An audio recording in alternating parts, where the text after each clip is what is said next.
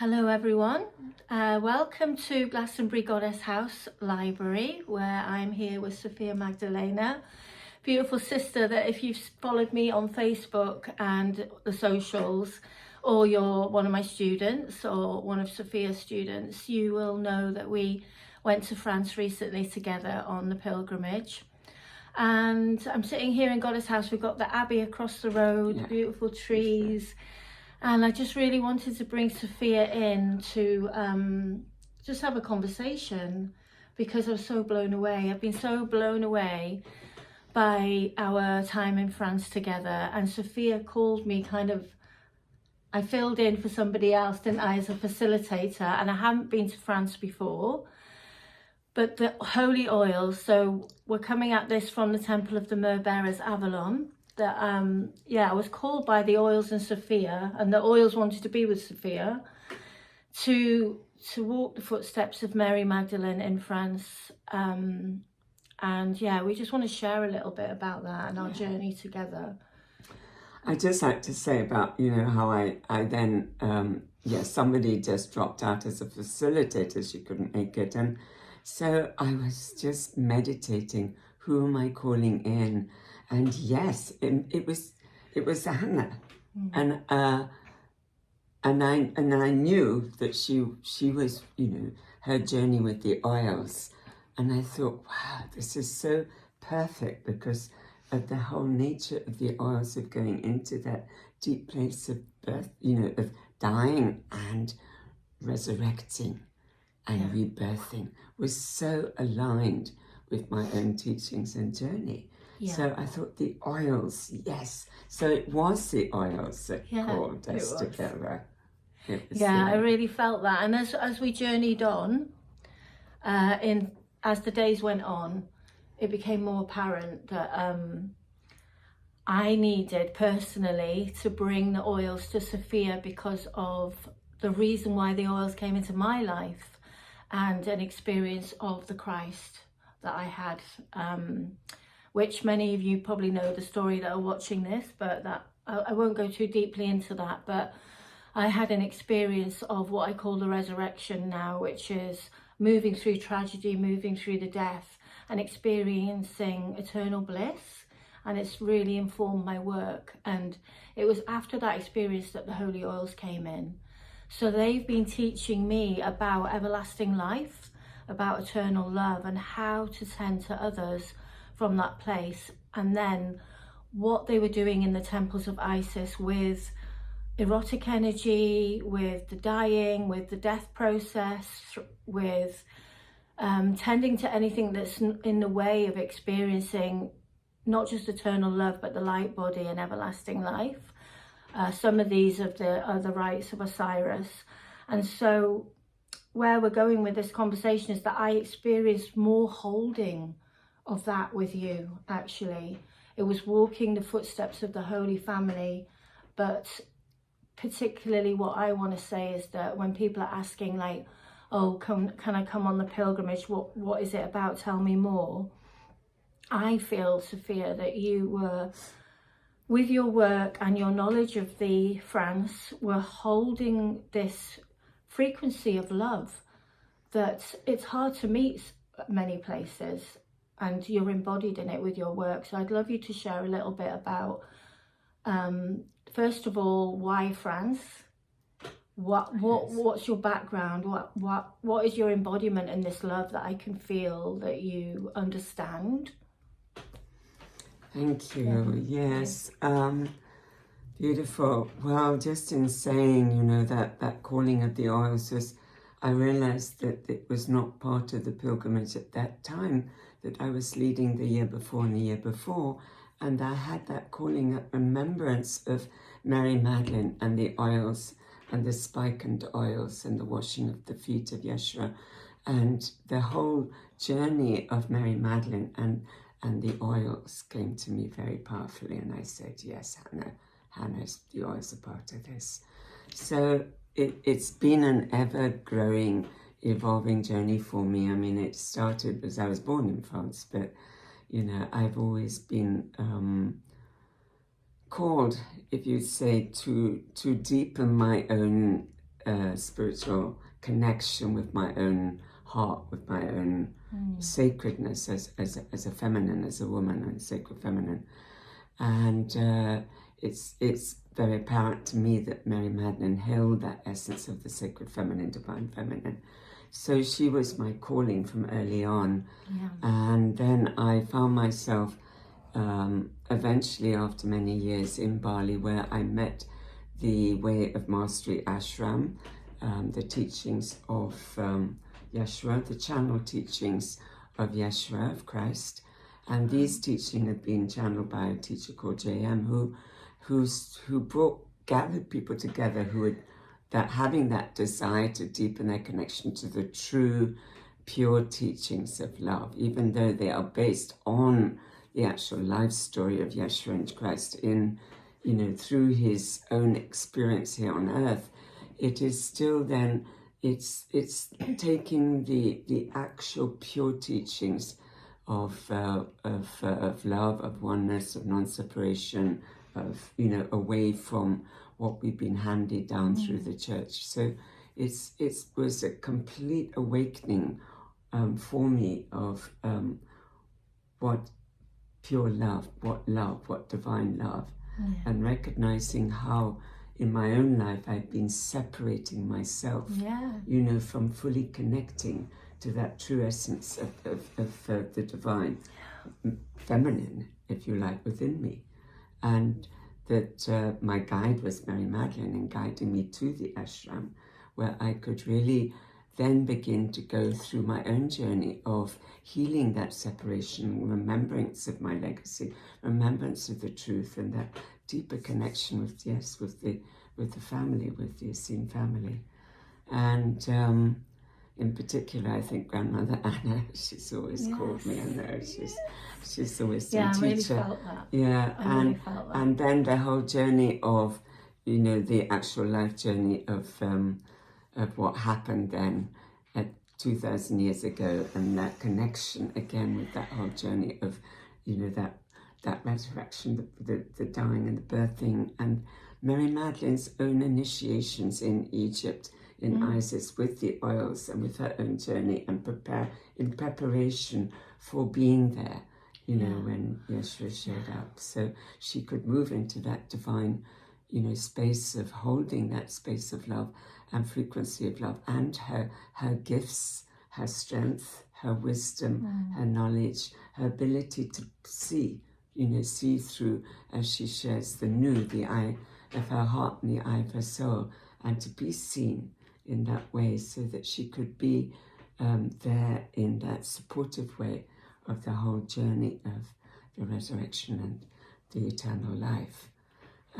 So my own journey started then with the Way of Mastery, with the teachings, with the practice of love's breath, because there were two practices that came through the channel teachings, and that's love's breath, the sacred breathwork practice. It goes back to Egypt, goes back to that sacred breath, really moving into deep conscious places of memories and connection and emotions and feelings in a very deep way, and bringing and transmuting, bringing those feelings of separation, disconnection back, through our breath, through consciousness, through stillness, through listening, through presence, back to the heart, to be fully transmuted, to be brought back home, to be given back to source and transmuted through the breath and heart back to love. So in becoming, connected again with our true authentic source, our true authentic being of our humanness here, and bringing then that beautiful connection with love through spirit into our body, so that we can embody this. The resurrection. The resurrection. The resurrection. We embody it, and we become one with it. It's our own inner union journey, but it's a step-by-step journey, which when I'm leading the pilgrimage, take you through. Yes. That's what I feel is like the subtleties of the journey. Maybe you can speak to that, because I thought I knew what a pilgrimage was. I've been on pilgrimage before, but this particular pilgrimage, I mean, when you see it from the bigger picture of the journey through the days and where we went and how you held it and the circles in between and the breathwork in between, and then I was really in that flow with you because I was being guided which oils now for the group, which oils now for the group, which oils want to come to this site, what does that person need from you doing the breath work. And I really felt the beauty of a true pilgrimage. Do you want to speak a little bit to what you feel a true pilgrimage is, rather than a tour or a, you know, a walk? It's definitely not the Mary Magdalene pilgrimage following the footsteps of Mary Magdalene, the footsteps of love. It's definitely not just a tour. It's the inner journey as well as the outer journey. So it's bringing them together. And what's so beautiful is, as you shared the oils, you know, each day through the journey, there was a particular oil that was called to be there to support and really, you know, create that sacred space in which to journey and be held in that sacred space. And for example, like when we begin our journey, well, we do begin in Saint-Marie-les-Mer, where the boat landed, and, you know, our initial, you know, ceremony of initiation on the beach, you know, to connect with each other and to set our intentions for the pilgrimage. But when we move into pilgrimage, it's like that, for example, the day we move into the caves, the Mary Magdalene cave, the divine masculine, divine feminine cave outside Rennes-le-Château. You know, it's going into that earth energy. We start with grounding ourselves in our bodies.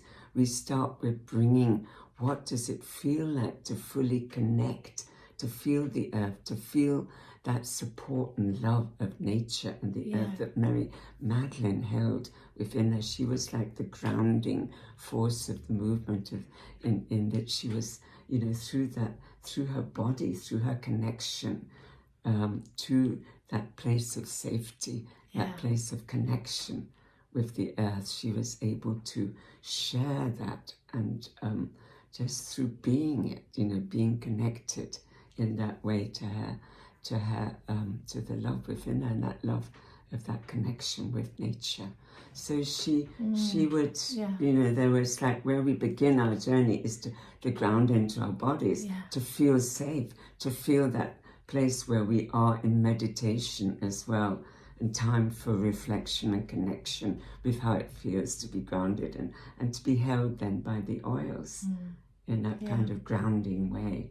So then each day there was another aspect that we moved through, like our emotion, our heart, our emotions, opening to our feelings, and the breath just really, you know, coming to that deep place of remembrance and that compassion or love that comes through, and the memories that may bring sadness, may bring grief, maybe our own memories of our own journey where we have still held on to our own separation from feeling that connection, feeling loved, or feeling worthy to be loved. So that release then of, through the breath, that journey of opening up, opening our hearts to receive, then the oils are there to support that opening, that blessing, the purification, you know, moving that day into the fountain of love, into the water, into the, you know, the flow of our emotions. So bringing in each day what energetically supports our own journey in awakening, in awareness of where we've been holding on, awareness of where our desire and our hearts are now choosing to deepen and connect with our true, authentic self. That's deepening and connecting with our love, with our hearts, with our sacredness, you know, and moving through each day in that way where the oils came in as part of the ceremony, part of that sacredness which connected us even more deeply to Mary Magdalene, because this is the way she journeyed with the oils. Yeah, it was profound, so profound. And I loved that what I feel you were doing was getting us into our bodies so that we could feel completely in our humanity, so we could resonate as we journeyed on, as we worked more and more with being present with our souls, but in our bodies, we could understand that love from a really grounded place, which I feel is really missing with a lot of, as we're waking up to this spiritual time and this awareness of everlasting life. It needs to be functional, doesn't it? It needs to be like we're walking in that way again, because, you know, the Holy Family went through so much suffering, and they were still able to be the apostle of the apostles because of the deep initiations they'd had in the temples of Isis. It was a lineage. The oils are a 4,000-year-old lineage. They were a lineage, and we're piecing together, what did they know to be able to be at the foot of the cross and to see him resurrected? What was it they really knew? What were the practices? And I felt like you brought in a lot of what I feel was the Christian tantric mysticism practices, actually. And I felt people felt really safe in that, and to walk the land where they were as well. It's just so much holding to be able to move into what's now being called, you know, the new earth. But for me, it's like the remembrance of our eternal nature as love. So yeah, I really wanted to honor that. I felt safe in these tantric practices, and it's like true tantra. It's like the erotic heart of early Christianity is what I've been studying with the oils. And I felt like you took us into such a deep, holy space of love, that this is the work, you know, to get out of the mind into really understanding that, but with the safety of practices that are that old and ancient. Beautiful. Yeah. Yes, beautiful. And we do move through to a place where we do shift, if you like, into that awareness of what true love, what pure love is, and what the teachings of Christ is. It is Christ consciousness. It is because you gave integration as well. I want to say that because for me, anybody that knows me with my shamanic school and my Mirafor school knows me and my sister were always talking about the lack of integration that happens. Now. Then there is it's not about just skipping having the wow factor, and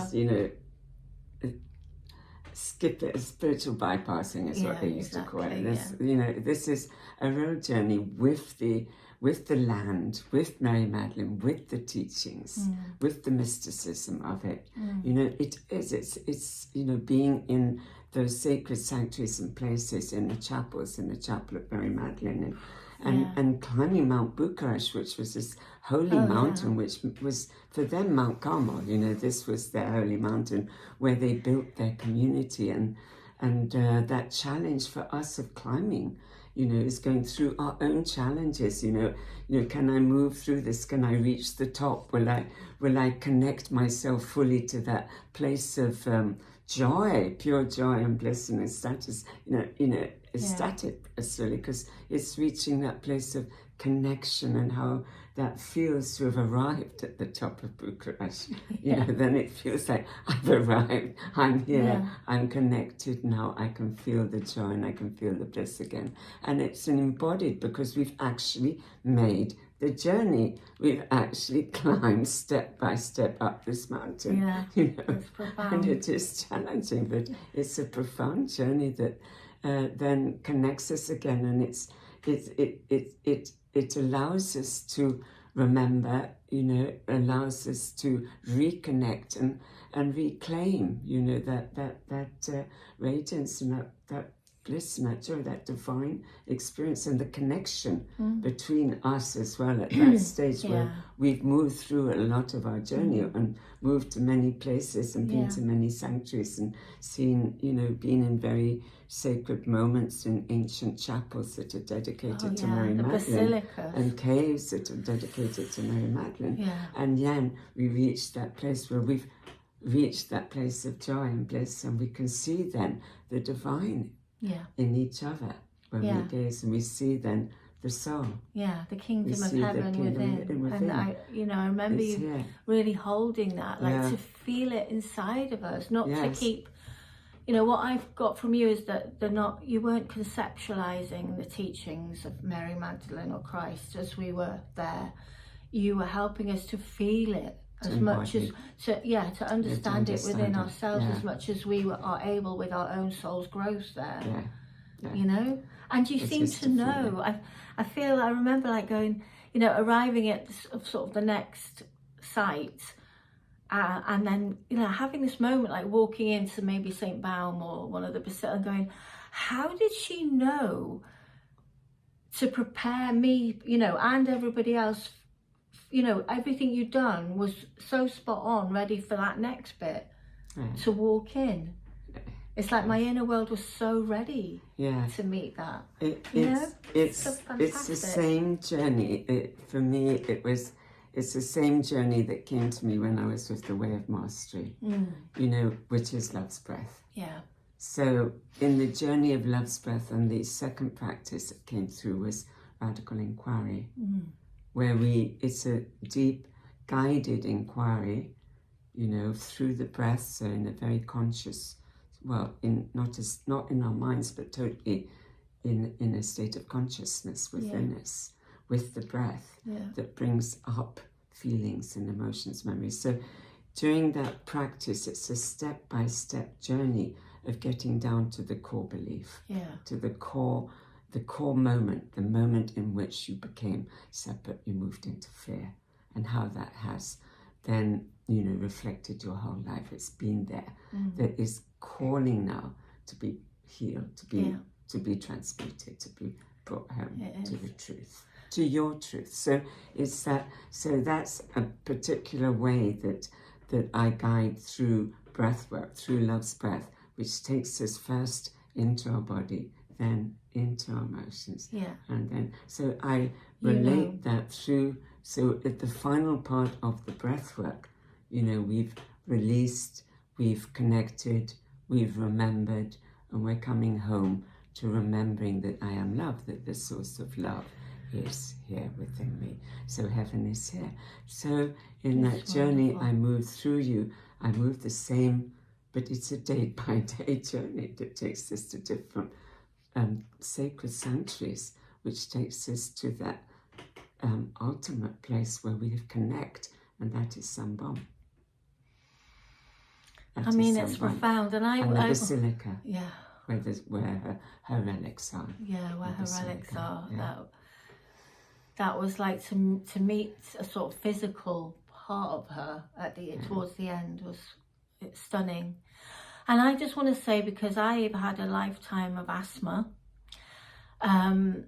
the breath work isn't like, you know, because sometimes when over the years I've thought, oh no, breath work, no, you know, I don't want to do that because some breath work hasn't felt aligned to me. That Sophia's breath, it's really profound, but it's not hard. Do you know what I mean? It's not, it's so loving that you want to do it. You know, it's not like a workout in that way. I don't know what I'm trying to say, but you know, some of the breath work, even like the fire breath, it's a good thing to do, but I want people to know that this journey with the pilgrimage is a very gentle breath, isn't it? Yes, it's love's breath. Yeah. And it came through the channel teachings of Yeshua. Yeah. So it's a journey of softening what is rigid within us. So where we feel tight, contracted, in pain, where we feel fear, we bring that breath of love, because each breath is a breath of love. That's why it's called love's breath. So we bring that breath of love, and as we exhale, we soften where it feels tight. We soften, and that opens the emotions, opens the heart to remember to feel. And then it's a releasing with the exhale, and then it's the next breath of love, you know, softening again, maybe going a little deeper into that, you know, releasing and softening, bringing in the beloved into each breath. So as we soften, we open, we surrender, and then we can connect again. I think that's it. If you really do feel the inner beloved, you know. Yeah, but it's still a conscious, connected breath work. It's still continuing to breathe, you know, in that flow from the sacral to the heart, and back down to the room. and then back to the heart. So we're always actually connecting to that life force energy within us. And it is an energy that, you know, you can feel as a frequency through the body, and it just takes us to the heightened state of enlightenment, heightened states of awareness and of light and of being and connection. So, and the remembrance, you know, of who we are, truth. Yeah. And so that's what we feel we're bringing to this video, because we've done nearly half an hour. So we're going to make more videos and have webinars, aren't we? Yes. And Sophia's actually, I don't know, can people still go on your Love's Breath course for January that I'm going on? Well, even if they haven't done it before. Yes, they can. Yeah, just in case somebody's watching this and wants to have a taste of Love's Breath, you know, you can contact Sophia. She does do online stuff. Yes, I do it. I have a Love's Breath course at the moment online. It's on Monday evenings, and you can connect through my website to see more about that, which is sophia-magdalena.com, Love's Breath. And so if you're feeling, many of you are feeling the pilgrimage to France, coming from the Temple of the Myrrh Bearers Avalon, where we are bringing home the resurrection rites and the understanding of that for this time that we're in a really safe way. This for me, this pilgrimage is an embodied footstep. It's an embodied journey of Mary Magdalene, as much as we can do.